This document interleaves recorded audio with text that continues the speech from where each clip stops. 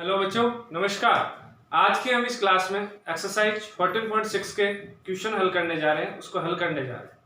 पिछली क्लास में हमने इसकी थ्योरी के भाग को पढ़ा था, पिछले 2 वीडियो में हमने इसके थ्योरी भाग को पढ़ा था। आज हम इसके क्वेश्चन हल कर रहे हैं। तो सबसे पहले मैं एक्सरसाइज 14.6 का पहला क्वेश्चन लेता हूँ। पहले क्वेश्चन में कहा गया है, उस समतल का समीकरण ज्ञात कीजिए जो एक्स अक्ष के लंब है तथा बिंदु 2, -1 और 3 से गुजरता है। अब आपको पता है कि यदि मेरे पास कोई एक समतल है, यदि वह समतल किसी एक बिंदु से गुजरे तो उस समतल का समीकरण हमारे पास a into x minus x1 plus b into y minus y1 plus c into z minus z1 equal to 0 होता है। तो वैसे ही यहां से हम इस क्वेश्चन को हल करेंगे इसी के अनुसार। तो हम कहेंगे कि बिंदु दे रखा है 2, -1, 3 से गुजरने वाला समतल का समीकरण। यदि हम इस समतल का समीकरण देखते हैं तो हमारे पास समतल का समीकरण आएगा कि a into x minus x1 plus b into y minus y1 plus c into z minus z1 equal to क्या हो जाएगा 0। दूसरी कंडीशन हमारे पास ये कही गई है कि जो समतल है, चूंकि समतल एक्स एक्स पर लंब है, कहा गया है कि समतल एक्स अक्ष पर लंब है। हमने जब समतल का व्यापक समीकरण पढ़ा था तो हमने उसकी विशेष परिस्थितियों के बारे में भी पढ़ा था। हमने एक चार्ट बनाया था यहाँ और उसकी विशेष परिस्थितियां के बारे में पढ़ा था। तो उस विशेष परिस्थितियों में समतल जब एक्स अक्ष के लंबवत है तो उसकी कंडीशन आई थी कि उस समतल के समीकरण में b इक्वल टू 0 और c इक्वल टू 0 होता है। तो इसलिए समतल जब एक्स अक्ष पर लंब है तो b का मान 0 होगा और c का मान 0 होगा। तो हम कहेंगे कि इसलिए समतल का समीकरण, तो यहाँ b और c का मान यदि मैं 0 पुट करूं तो यहाँ से सबसे पहले बिंदु से गुजरता है तो x1, y1 और z1 का मान भी वैल्यू पुट कर देते हैं। तो यहाँ से 2, यहाँ से आ जाएगा हमारे पास +1 और यहाँ से आ जाएगा हमारे पास 3। तो अब हम कहेंगे कि समतल का समीकरण। तो यहाँ हम b और c का मान 0 पुट करते हैं। 0 पुट करते हैं तो हमारे पास आता है कि a into x minus 2 plus 0 into y plus 1 plus 0 into z minus 3 equal to 0। ये सब मल्टीप्लाई होकर 0 बन जाएगा। यहाँ से आया कि a into x minus 2 equal to 0, 0 में एक का भाग दिया, समीकरण आया x माइनस 2 इक्वल टू 0। इसी के साथ ये क्वेश्चन क्या हो गया, खत्म हो गया बच्चों। अगले क्वेश्चन की तरफ बढ़ते हैं। क्वेश्चन नंबर है 2। देखो क्वेश्चन नंबर 2 में क्या कहा गया है कि उस समतल का समीकरण ज्ञात कीजिए जो एक्स अक्ष तथा बिंदु 3, 2, 4 से गुजरता है। तो उसी के अनुसार सबसे पहले हम कहेंगे, वह पहले वाले जैसा ही है, तो हम कहेंगे कि बिंदु और बिंदु के निर्देशांक हमारे पास यहां से है 3, 2, 4, 3, 2, 4 से गुजरने वाले समतल का समीकरण। तो यदि हम इससे गुजरने वाले समतल का समीकरण देखें तो वह आएगा कि a into x minus 3 plus b into y minus 2 plus c into z minus क्या आ जाएगा 4 इक्वल टू क्या होगा 0। ये हो गई इक्वेशन नंबर 1। ठीक है, इस बिंदु से गुजर रहा है। अब दूसरी कंडीशन है एक्स अक्ष से भी गुजरता है। चूंकि हम कहेंगे कि समतल एक्स अक्ष से गुजरता है तो हमारे पास यहां से 2 कंडीशन बनती है कि समतल जब एक्स अक्ष से गुजरता है तो एक कहानी होती है a बराबर 0, एक कहानी होगी d बराबर 0। तो हम कहेंगे कि चूंकि d बराबर 0 है इसलिए समतल कहां से गुजरेगा, मूल बिंदु से गुजरेगा। अगर मूल बिंदु से गुजरेगा तो समतल का समीकरण, तो समतल का समीकरण क्या आ जाएगा यहां से, अगर मूल बिंदु से गुजरेगा तो देखो यहां जो हमारे पास समतल का समीकरण था उसमें x, y और z का मान क्या हो जाएगा 0। तो यहां से आएगा a into 0 minus 3 plus b into 0 minus 2 plus c into 0 minus 4 equal to हुआ 0।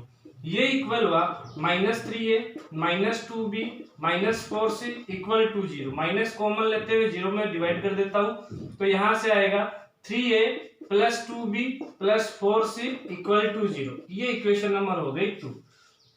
अब दूसरी कहानी और दे रखी है। दूसरी कहानी क्या दे रखी है कि जब a बराबर 0, मैं कहूं कि चूंकि a बराबर क्या है 0 है, तो इसलिए यहां से एक बार यहां इक्वेशन 2 में मैं a का मान पुट करता हूं, तो यहां से क्या जाएगा 3 × 0 + 2b + 4c इक्वल टू 0। यहां से देखें 2b इक्वल टू -4c और b इक्वल टू आ चुका है -2c। ठीक है, तो यही मान कौन कौन से a का मान और b का मान मैं कहां पुट करता हूं इक्वेशन 1 में। यहां से कहेंगे a और b का मान इक्वेशन 1 में रखने पर, यदि हम a और b का मान इक्वेशन 1 में रखते हैं तो यहां से आएगा 0 × x-3 प्लस -2c इंटू यहां से आया y-2 और plus c into z-4 equal to आ चुका है 0। यहां से हल करें तो ये 0 हो जाएगा, -2cy plus 4c plus cz और -4c इक्वल टू 0। 4c से 4c कैंसिल, यहां से मैं -c कॉमन ले लेता हूं, -c कॉमन लिया तो 2y - z इक्वल टू आया 0। -c का उधर डिवाइड करता हूं तो 2y - z इक्वल टू 0। तो यह उस समतल का समीकरण आया जो बिंदु 3 to 4 से गुजरता है तथा वह समतल x अक्ष से भी गुजरता है। तो ये हो गया क्वेश्चन नंबर 2 सोल्व। अब हम बात करते हैं क्वेश्चन नंबर 3 की। देखो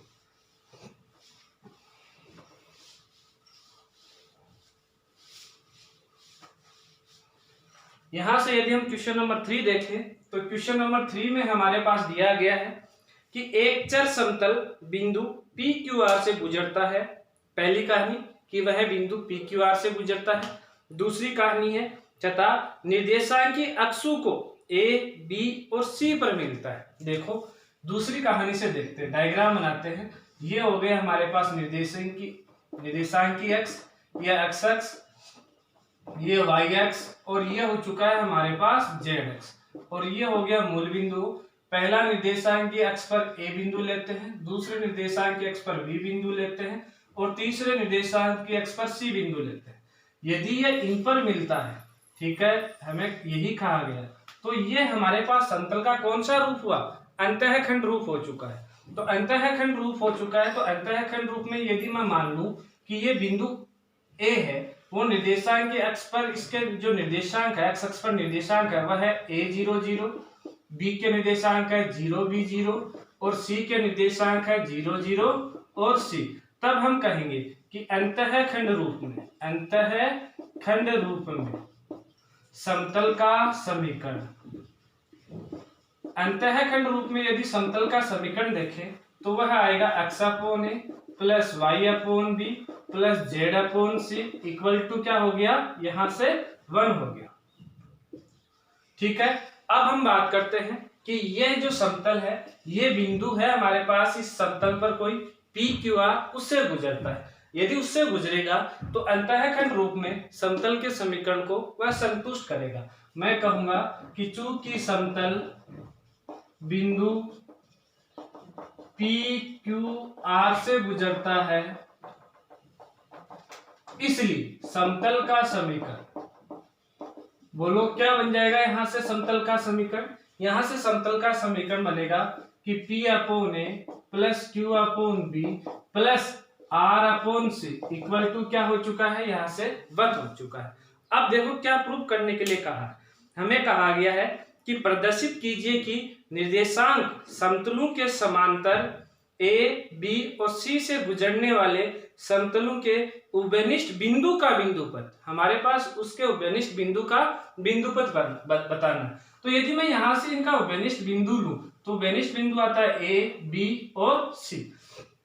तो हम कहेंगे कि इसलिए उभयनिष्ठ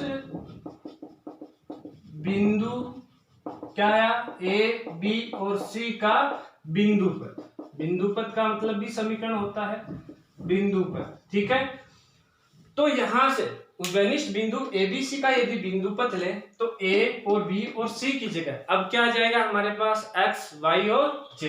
तो हम कहेंगे कि इसलिए समतल का समीकरण या उभयनिष्ठ बिंदु पथ सही है P upon x plus Q upon y plus R upon z equal to क्या हो गया 1। और यही हमें क्या करना था, प्रूव करना था।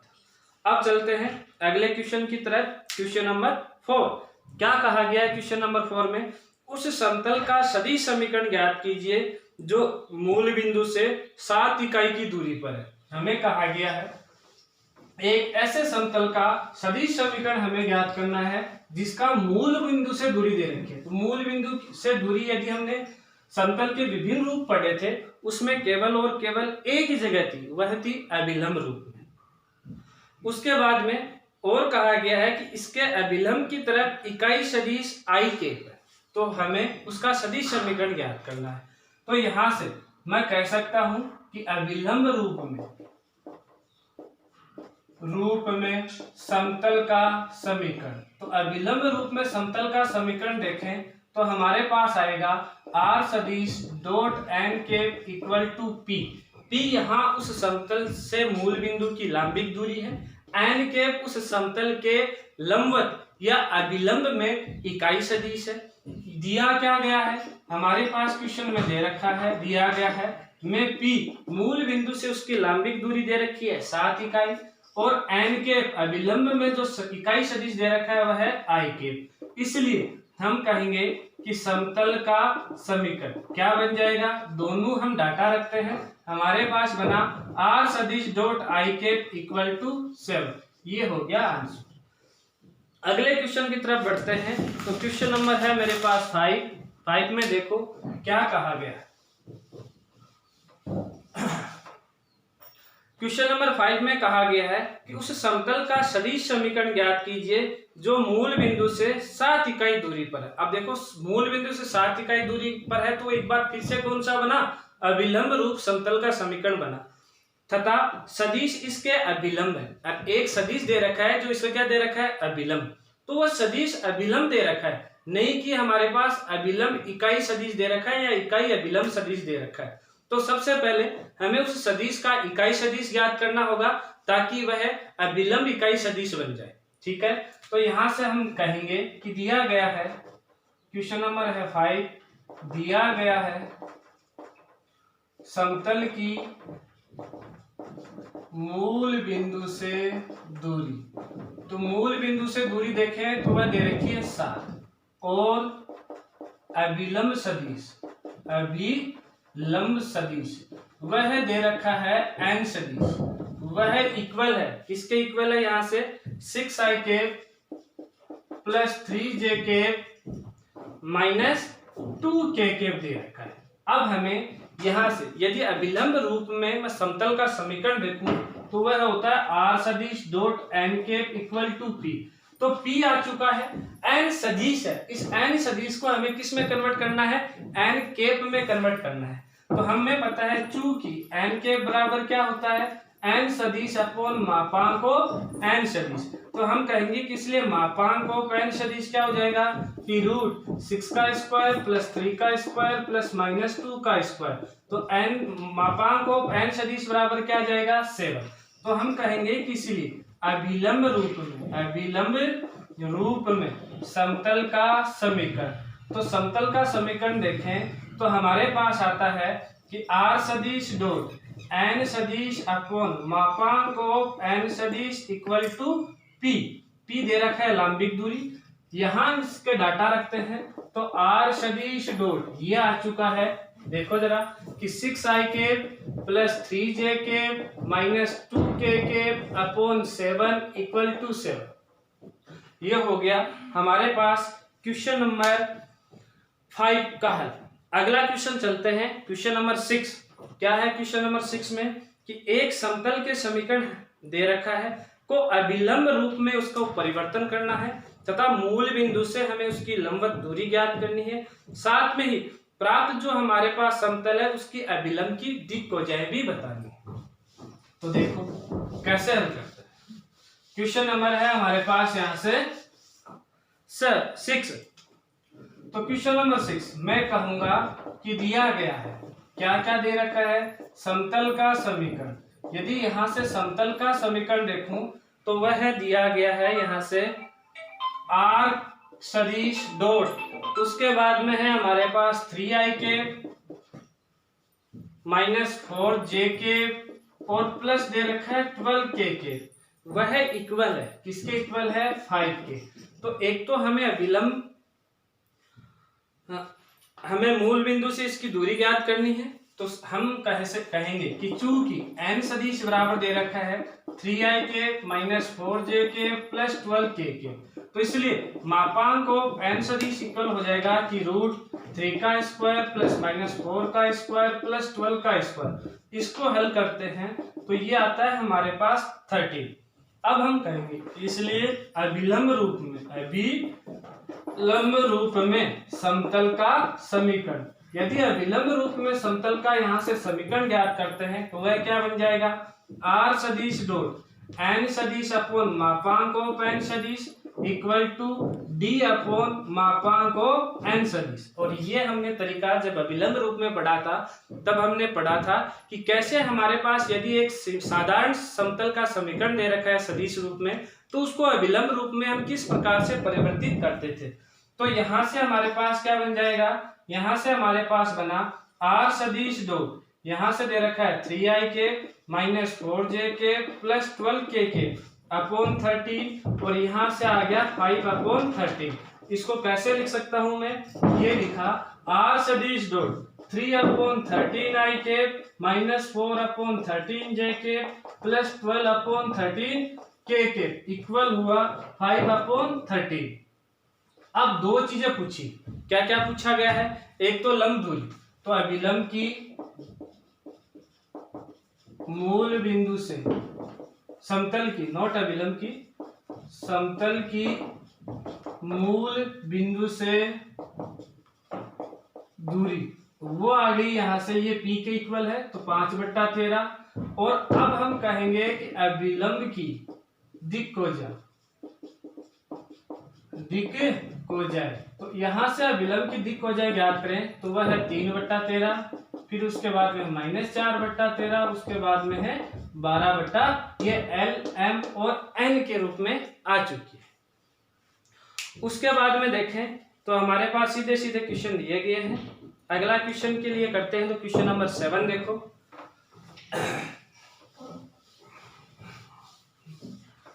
क्वेश्चन नंबर यदि हम 7 की तरफ बढ़े तो क्वेश्चन नंबर 7 में हमें दे रखा है उस समतल का सदिश समीकरण ज्ञात कीजिए जो मूल बिंदु से 4 इकाई की दूरी पर है तथा अभिलंब के दिक अनुपात दे रखे हैं। तो अभिलंब के दिक अनुपात दे रखे हैं तो हम सबसे पहले अभिलंब की दिक कोजाएं ज्ञात कर लेंगे और दिक कोजाओं की सहायता से हम उस समतल का समीकरण ज्ञात कर लेंगे। तो देखो बच्चों, यहाँ से क्वेश्चन नंबर 7 मैं कहूंगा दिया गया है, क्या दे रखा है, समतल की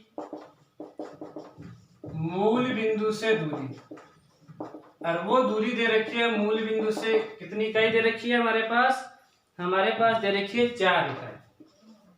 उसके बाद में दे रखा है अभिलंब के दिक अनुपात। यदि अभिलंब के दिक अनुपात देखें तो वह हमारे पास गिवन है यहाँ से 2, -1 और 2।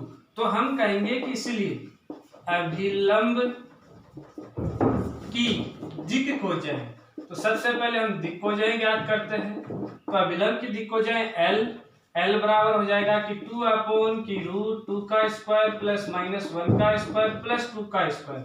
M बराबर हो जाएगा -1 अपॉन की √2 का स्क्वायर प्लस -1 का स्क्वायर और 2 का स्क्वायर। N बराबर हो जाएगा कि 2 अपॉन की √2 का स्क्वायर प्लस -1 का स्क्वायर प्लस 2 का स्क्वायर। यह आया कि 2/3 -1/3 और यहाँ से 2/3। तो हम कहेंगे इसीलिए अभिलंब रूप में समतल का सदिश समीकरण, यदि समतल का सदिश समीकरण देखें तो क्या आएगा, आर सदिश 2। अब इनकी दिक्कोजाओं के साथ हम सदिश बनाते हैं, एन के बनाते हैं, तो वो आएगा 2/3 i के -1/3 j के प्लस यहाँ से 2/3 k और उसकी लंबवत मूल बिंदु से दूरी कितनी है 4, तो ये इक्वल हो गया 4। अब आगे की जो क्वेश्चन है वो सिंपल है, केवल मैंने आपके लिए 3 क्वेश्चन छोड़े हैं, तो वो आप हल कर सकते हो। यदि किसी के प्रॉब्लम हो तो वो मेरे वीडियो पे कमेंट कर सकते हैं, मैं उनको सॉल्यूशन प्रोवाइड करवाऊंगा। यदि मेरा पढ़ाया हुआ आपके अच्छे से समझ में आता है तो आप मेरे बिल्कुल YouTube channel Rakesh Sharma maths अड्डा को आप सब्सक्राइब कीजिए। धन्यवाद। ज़्यादा से ज़्यादा शेयर कीजिए, कमेंट कीजिए, लाइक कीजिए। धन्यवाद।